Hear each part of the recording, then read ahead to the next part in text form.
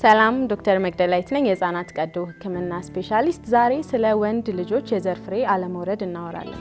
የወንድ ልጆች የዘር ፍሬ አለመውረድ 100 ልጅ ቢወለድ ከ1 እስከ 4 ያሉት ላይ ሊያጋጥም የሚችል በጣም የተለመደ የወንድ ህፃናት ችግር ነው ማለት ነው።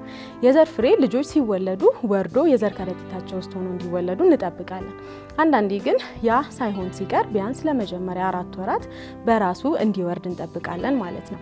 ከ4 እስከ 6 ወር ባለው ጊዜ ውስጥ ግን ያልወረደ የዘር ፍሬ ሲሆን በቀዶ ህክምና መስተካከል አለበት። ምክንያቱም የመካንነት ችግር ወይ ደግሞ የዘር ፍሬ መሟሸሽና መጥፋት አንዳንዴም እድሜ በጣም ከፍ እያለ በሄደ ቁጥር የዘር ፍሬ ካንሰር ሊያስከትል ይችላል ማለት ነው። ስለዚህ በቀዶ ህክምና መስተካከል ሊያስፈልገው ስለሚችል በተለምዶ በእኛ ማህበረሰብ የዘር ፍሬ በራሱ ይወርዳል ተብሎ ለብዙ አመታት ህፃናት ህክምናውን ሳያገኙ ይቆያሉና አሁን ባለው የህፃናት ቀዶ ህክምና ስፔሻሊስቶች የቀዶ ህክምናውን ከ6 ወር እስከ 9 ወር ባለው ጊዜ በበቂ ሁኔታ ቀዶ ህክምናውን እየሰጡ ስለሚኖሩ የዘር ፍሬ ያለመውረድ ችግር ያለባቸው ወንድ ህፃናትን ቶሎ ወደኛ እንድታመጧቸው ክትትል ቶሎ እንዲጀምሩና በተገቢው ሰዓት ህክምናውን እንዲያገኙ ማድረግ አለባችሁ ማለት ነው።